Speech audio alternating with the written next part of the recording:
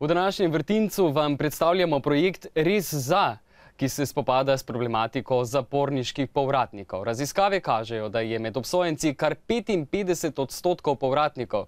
Kaj narediti, da bi se ta odstotek bistveno znižal, bo povedala psihoterapevtka Dušanka Janša. Dobro jutro želim. Dobro jutro. K sodelovanju pa ste vabljeni tudi vi, gledalke in gledalci. Pokličete lahko na telefonski številki 02 420 12 44 in 02 420 12 50, ter seveda z nami lahko delite kakšno svojo izkušnjo ali pa mnenje, seveda, če želite. Podatek, da je med obsojenimi na zaporno kazen kar 55% povratnikov, je strašljiv. Potem takem to pomeni, da zaporna kazen ni vzgojna? Zapor potem takem ne deluje? Torej, vedeti je potrebno, da zapor je institucija, ki je nekako, smo jo opredelili v socialnem kontekstu kot neko zadnjo institucijo, torej socialne neprilagojenosti za nekoga. Zelo narobe si velika večina predstavlja torej zapor kot nek inštrument, da bo nekaj naredil na mestu njih ali popravil ali jim oduzel neko zadevo. Ne. Te zadeve se rešujejo prej. Torej, če vemo, da otrok pri prvem letu starosti ve, kaj je prav in kaj ni prav, je potem zelo težko nekako prenesti to odgovornost na sam zapor. Torej, zapor je zavod in mnogokrat si ljudje niti ne znamo predstavljati, kaj pomeni zavod. Ja? In ravno tako bi želela dodati, da skrajno neokusno se mi zdi, da obsojenec za časa prestajanja kazni poda kazensko ovadbo zoper zaposlenih. Mnogokrat se pozablja, namreč treba je poznati zgodovino zapora, torej kartezijanska ideja, ki seže tam nekje v 17. stoletje, na kak način je sploh to prišlo.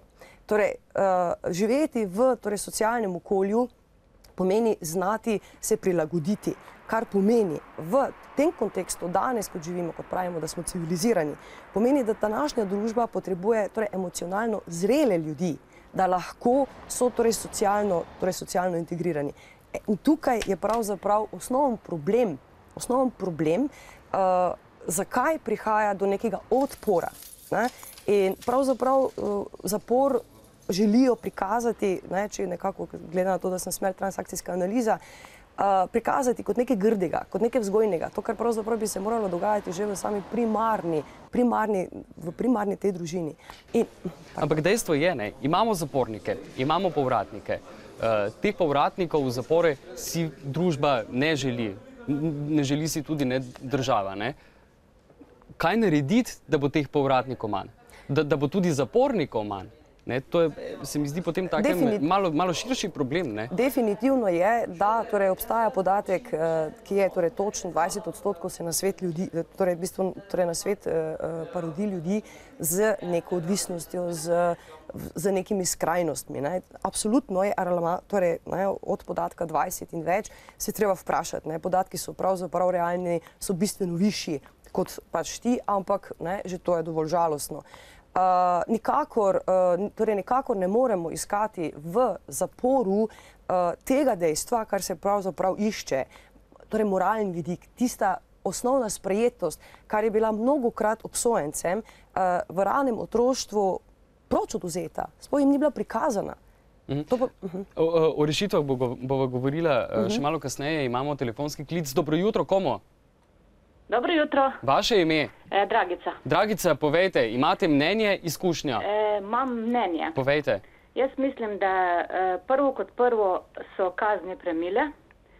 Drugo, jim v zaporu gre vse prefajn, glede na situacijo, kakršna je danes, ko nekateri nimajo kaj za jesti, nimajo enega obroka, oni imajo 3 obroke tam.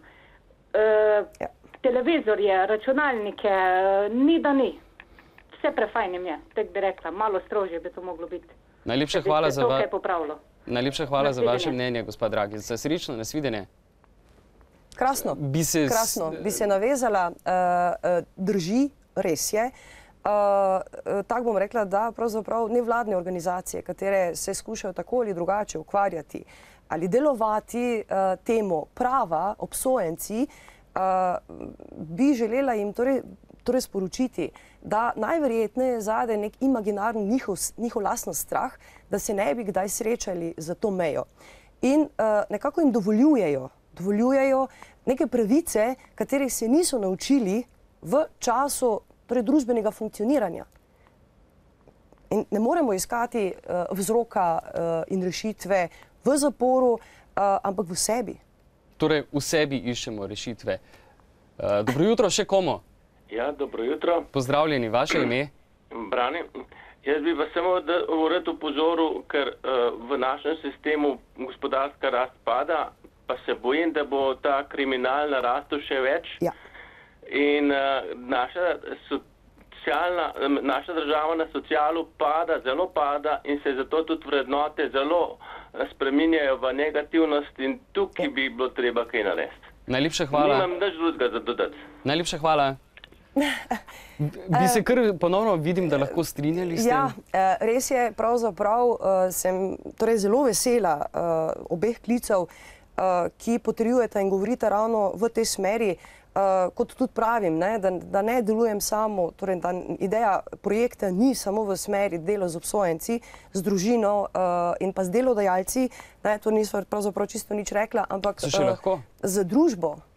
Družba je tista, ki proizvaja in hkrati mi ne vemo, da mi poganjamo vse, karkoli poganjamo. To pomeni, na eni strani se torej določena neka skupina ljudi torej zaščiti z nekim zakonom, ki torej univerzalno naj velja za vse. Ja, seveda, mi moramo imeti zakon. V družbi ni mogoče preživeti z nekim skupnim zakonom. Ampak ne, če pogledamo, jaz se v pravo ne želim torej niti slučajno torej priti na ta podij, pri čemer bi pa želela kakorkoli to stroko opozoriti in nekako pozivati k temu, da bi bilo dobro, da se distancira od tega torej moralnega vidika, kjer se torej ponovno iščejo neke pravice, ki bolj segajo na moralni vidik, kot pa na pravno-stvarni vidik. Ampak vseeno me pa zanima, res za projekt bo izobraževal tako družino, kot tudi, oziroma boste pomagali tako družinam, kot tudi delodajalcem. Kako se naj vedemo mi, recimo, da imamo v bližini zapornika, bivšega zapornika? Kako delovati, kako se pogovarjati z njim, pomagati mu, ne pomagati? Včasih so ljudje zelo zmedeni. Všeč mi je, da ste nekajkrat uporabili torej beseda pomagati, pomoč. Tekom mojega idejnega projekta, pilotnega projekta, ki je financiran iz strani torej te Evropske skupnosti in Ministrstva pa za delo in pa družino, poudarjam ves čas. Zelo narobe je, da nekdo tretji, ki je rečemo v sekundarnem okolju, gre v vlogo pomoč, pomagati. Ti eni osebnosti, ki je že torej izgrajena, ji pomagati ne moreš. Ti si samo opora. In hkrati s tem naj nastane samo aktualizacija v smeri samoodgovornosti. Torej moramo v bistvu na nek način zapornike prisiliti v bistvu, da si sami sebi pomagajo, čeprav razumem ali ne? Ne gre za prisilo. Torej tudi družba, če smo rekla, da akumulira in proizvaja obsojence, s tem reče jasno, ok, ta ni ok, meni se to ne more zgoditi. Torej moramo jasno in glasno povedati v bistvu, da tisti, ki pridejo iz zapora, niso heroji. Ne, čeprav, to pa zopet ta posebna dinamika in ta specifika te družbe, ki, torej nekoga, ki želi, tako bom rekla, da v veliki večini te obsojence gledam ljudi, ki se želijo nekako pripadati, torej biti slišani. Imamo še dva telefona, kar oba bomo sprejeli. Dobro jutro prvemu. Dobro jutro. Dobro jutro. Povejte vaše ime in Janez tukaj. Jaz bi pa sam dve pripombe imel glede zapornikov. Povejte. V zaporu bi si mogli zaporniki sami hrano plačevati. Bravo. Tako kot v Turčiji.